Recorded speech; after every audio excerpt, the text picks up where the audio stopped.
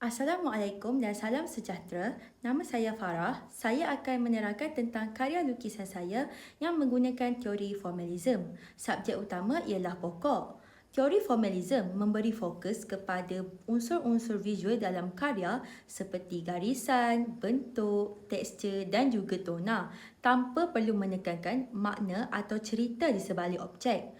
Dalam lukisan saya menggunakan garisan untuk membentuk struktur batang, ranting dan juga daun pokok.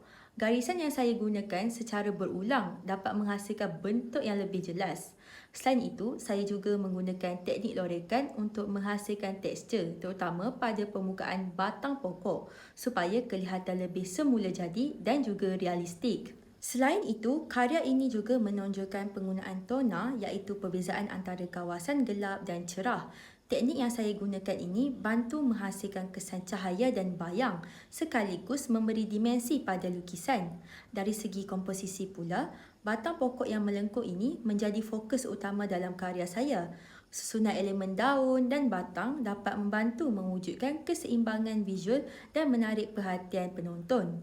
Kesimpulannya, melalui teori formalism ini, karya saya dapat menunjukkan bagaimana unsur seni seperti garisan, tekstur, tona dan juga komposisi dapat menghasilkan sebuah karya yang mempunyai nilai estetik.